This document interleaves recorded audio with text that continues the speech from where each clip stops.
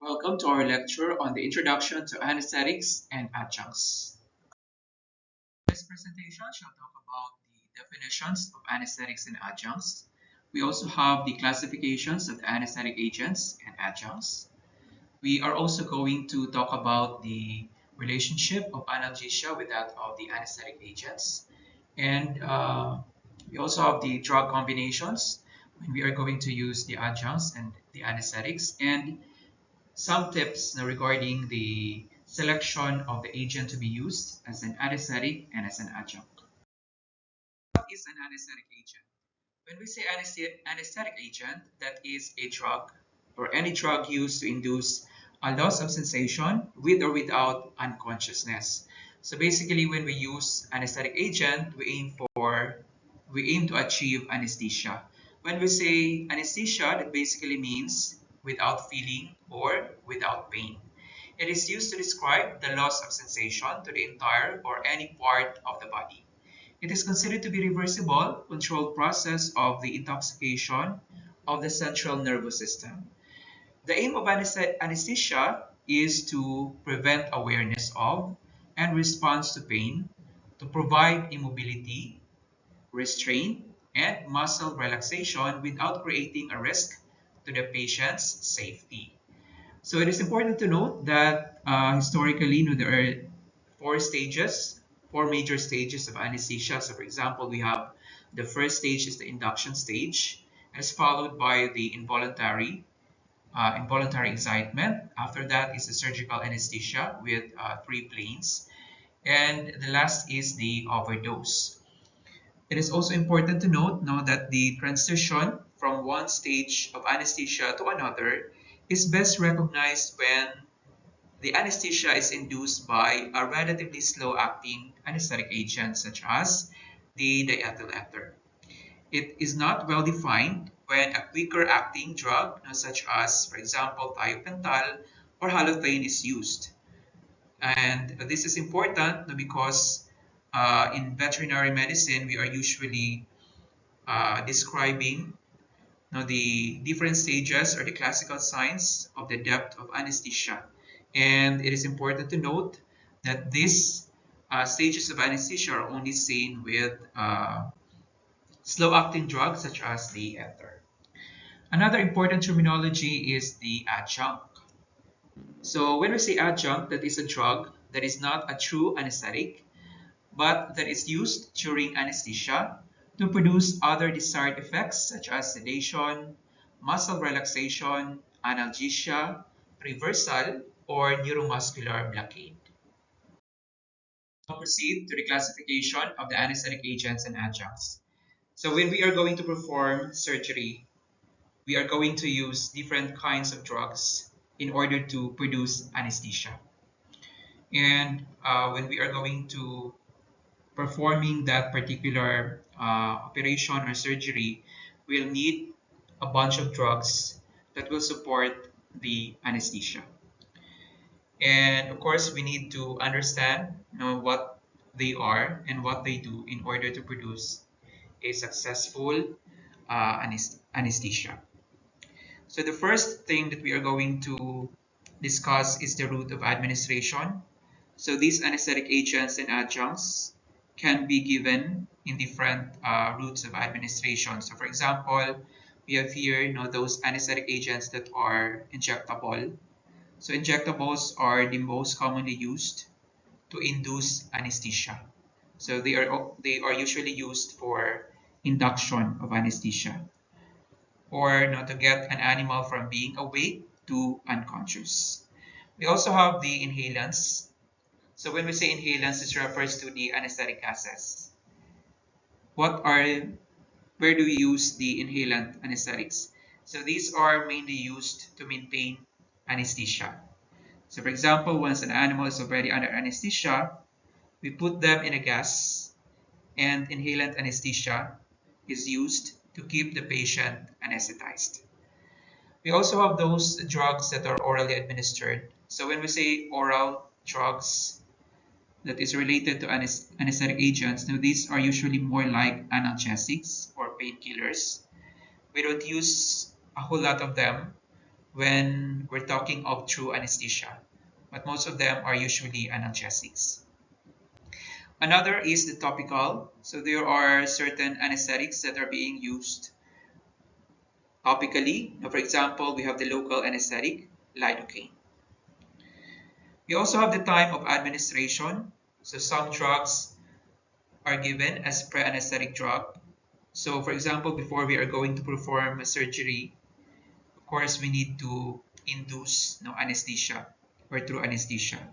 Before performing or before inducing anesthesia, we need to provide first, or we need to give the animal first pre-anesthetic agents. For example, we need to administer a drug that will relax the animal. We also need to administer a drug that will reduce the anxiety of the animal. These are also known as anxiolytics. Uh, we also have those drugs that are tranquilizers that will calm the animal. And we can give this as pre-anesthetic agents. Now they are being administered before the true anesthetic agent. After that, after administering the pre-anesthetic agent, we can now administer the induction agents. Now, for example, the injectable anesthetics. After that is the maintenance drugs. And when you say maintenance drugs, these usually refer to the anesthetic gases. We can also classify the anesthetic agents and adjuncts according to their principal effect. So, for example, we have those anesthetics that are local anesthetics versus the general anesthetics. So, of course, when we are going to use local anesthetics, it aims to it is used where a small area of the body is numbed and the animal remains fully conscious. Of course, it is often used during a minor procedure. Whereas for the general anesthetics, these are usually used when the animal is totally unconscious. It induces the total unconsciousness of the animal, and the animal becomes unaware of the environment or the procedure. Of course, this is often used with major surgery or operations. Another classification is the sedatives, tranquilizers, and the analgesics. So in veterinary medicine, sedatives and tranquilizers are commonly used to produce calmness, for chemical restraint, and as an adjunct with general anesthesia. When we are going to use tranquilizers reduce anxiety and induces a sense of tranquility without drowsiness, while sedation or a sedative produces a more profound effect and produces drowsiness and hypnosis. Or when we say, of course, hypnosis, that is the induction of sleep to the animal. So yung tranquilizers, no, it is tranquilizers will calm the animal. It will relax the animal. It will reduce anxiety without drowsiness, while a sedative will produce a more profound effect because it will produce drowsiness and being asleep. Of course, we also have the analgesics. So these are adjuncts to anesthetic agents. No? And of course, when we say analgesics, these are agents that will relieve pain. Another adjunct is the neuromuscular blockers. So the neuromuscular blockers or the neuromuscular blocking agents or NMBA are a class of drugs that is used to produce muscle relaxation and paralysis. That is used commonly to facilitate surgical and diagnostic procedure in animals or in anesthetized animals. So these neuromuscular blockers are also known as muscle relaxants. And they are used most commonly to facilitate surgery. We also have the uh, anticholinergic agents. So, of course, when we say anticholinergic agents, we have the atropine and the glycopyrrolate. When we say anticholinergic, this means that these agents will shut down the parasympathetic system to decrease, for example, the salivation, decrease the GIT motility, decrease tear production, and increase the heart rate. We will block the parasympathetic nervous system. Of course, when we are going to use these anesthetics and adjuncts, there are some instances when for example, there will be overdose and it can lead to some adverse effect to the animal. And when that happens, there are certain agents wherein we can use some antidote, or these agents are what we usually refer to as the reversal agents. So when we say reversal agents, these are kind of best friend to the veterinarian or to the clinician, because if something goes wrong with the anesthesia, certain anesthetic agents are able to be reversed. For example, certain analgesics are able to be reversed. So if there are any adverse reactions in the animals, we can reverse their effect and the animal basically gets better usually. Another is the chemistry. So we can also group the anesthetic agents and the adjuncts by their chemistry and how they work, or their pharmacokinetics. When we are going to study the anesthetic agents and the adjuncts, of course, we have to deal with the pharmacokinetics of these drugs. Of course, when we say pharmacokinetics, that is what the body does to the drug, or the ADME of the drug. We also have the pharmacodynamics, or what the drug actually does to the animal, or the power of drugs to the body, or its MOA, as well as its effect on the animal. We also have the drug distribution. So if you are going to produce unconsciousness to an animal and we're dealing with a drug that does not make it to the brain or doesn't enter the brain, so we are going to have a problem. So we need a drug in order to be able to produce unconsciousness to the animal. Of course, we need a drug that will be able to cross and enter the central nervous system. It is also important not to know where the drug goes in the body. So that is drug distribution. We also have the target tissues. So does it stimulate, for example, the sympathetic or the parasympathetic nervous system? Does it get to the CNS? Does it cause depression? Or does it actually stimulate the CNS? We can also classify the anesthetic agents and the adjuncts as either agonist and antagonist. So basically, when we say agonist, these are drugs that will bind to the receptor and stimulate the target tissue through that particular receptor. And most of the anesthetic agents and the adjuncts will fall into this category. Most of them are agonists because they will bind to the particular receptor and it will activate that particular receptor. They are going to a specific site, activating specific receptors or some physiological functions within the cells and causing the desired effect. Another is the antagonist. So the antagonist will bind to the target tissue, specifically a receptor, and they block the action of that receptor. These are generally the reversal agents when we are going to talk about the anesthetic agents.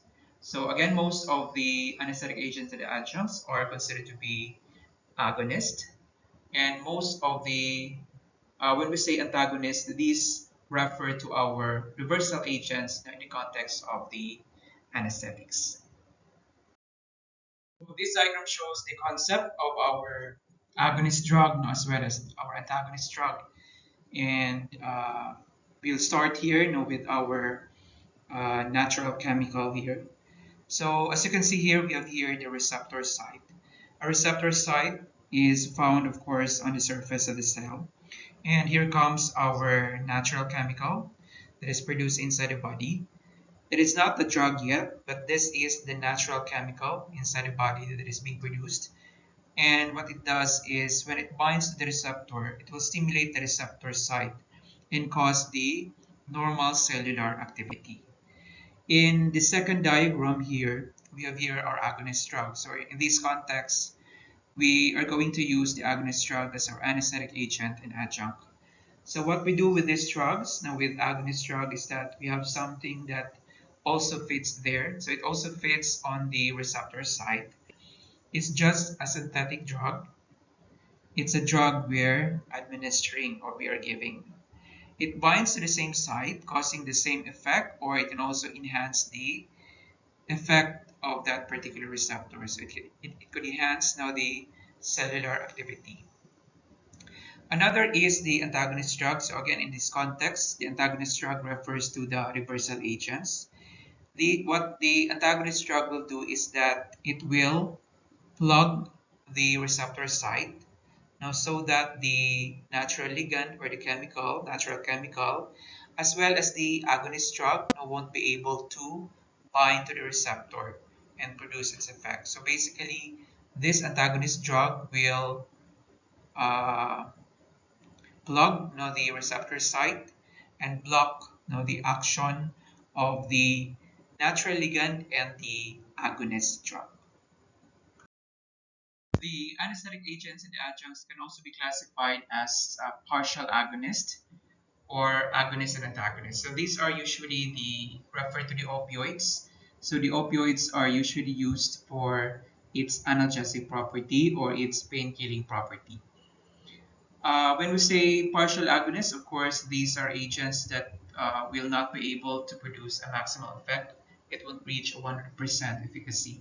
It will still bind to the receptor to activate the receptor, but it will not produce a 100% efficacy. It will only produce a partial efficacy. We also have those drugs, opioid drugs, that are considered to be agonists and antagonists. Example are the butorphanol, nalbuphine, and these are again analgesic agents, and the agonist antagonists can be used to block the pure agonist. Now they have been recommended, for example, now by some practitioners because they produce less nausea and also um, less nausea, and they cause also less vomiting to the patient.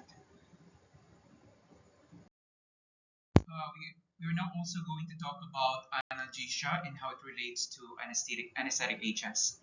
So most of the general anesthetics are not analgesics, meaning that they do not relieve pain or they are not painkillers. They are causing the animal to be relaxed and they are causing them to be unconscious for most part. We are not blocking pain receptors with most of our anesthetic agents, which is why we combine them with analgesics. So for example, of our analgesics are the opioids. We make the animal unconscious, but we are not blocking the pain pathways unless we specifically use a drug to do that. But there are exceptions to this rule. Now, there are some anesthetics that cause also analgesia as well. We'll be able to know those as we get along with our discussion. We also have to provide and post operatively, and also intraoperatively. We need to have a good amount of pain control. So we need to provide analgesics to our anesthetized animals. So by providing analgesia, the animal would have no pain perception while being anesthetized. So studies have found that if we do not give analgesics along with our anesthetic agents, they get something called a wind-up pain. So they may not be feeling it while under anesthesia, but it will be more painful after the surgery if we have not controlled the pain during surgery. So maybe they are not feeling pain now, but they will feel a whole lot more pain when they wake up if not properly monitored and given with analgesic agents. So this concept is also known as the wind-up pain. Another is through analgesics do not provide general anesthesia. So there's no such thing as a drug that will be a great analgesic agent as well as a great anesthetic agent. So we have to support our general anesthetics, for example, with an analgesic agent.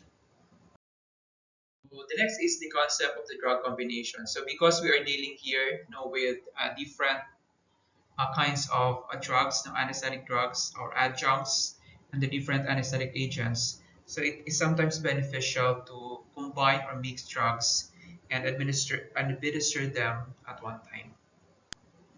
But there are some rules when we are going to mix drugs, and one of that is we should not mix drugs in a single syringe unless they are compatible. How to know if they are compatible? Of course, we have to carefully read the label specifications of that particular drug. In some of the label inserts, there are indicated there, the incompatibilities of this particular drug. Uh, the good news is that most of the pre-anesthetic agents are said to be compatible with each other so that they can be mixed in one syringe. And of course, this is beneficial because if you can administer a number of drugs at one time to the animal, of course, you will avoid the animal to be stressed with repeated injections of the same of different drugs in order to produce no anesthesia. Another is you should not administer a drug combination if a precipitate develops when the drugs are mixed. So thus, now if you mix two drugs together and they used to be clear, and now you mix them in one syringe, and there's a kind of, for example, a powdery stuff that develops, a precipitate that develops, so that could indicate that these drugs are not compatible with each other, and they, of course, be safe. No, they should not be uh, injected or administered to the animal. So most anesthetic agents are considered to be water soluble. So what is the importance of this? So most anesthetic agents are hydrophilic or water soluble. So water soluble meaning that they are water loving. They like to be in the bloodstream, for instance. In particularly in the extracellular fluid, they don't get into the tissues. So so one example of a drug that is lipophilic is the Valium, diazepam. It is not water soluble, but it is lipophilic, and it does get into the tissue. But most of the anesthetic agents are water soluble. So of course, this is important in understanding how the anesthetic agents are going to work within the body, which is why most of them will stimulate receptors because they are not getting to the cells. So if a drug does not easily cross the cell membrane, of course, it stays in the bloodstream and it will constantly interact with its receptors. It is important to remember that choosing an anesthetic agent is something that is not to be taken lightly. So of course, in addition to the minimum database of history, physical exam, and diagnostics, there are different factors that will affect how an agent should be chosen. So one of the factors that will affect the selection of a particular anesthetic agent is the availability of that particular agent. So an anesthetic agent is chosen by what is available to the veterinarian or the clinic.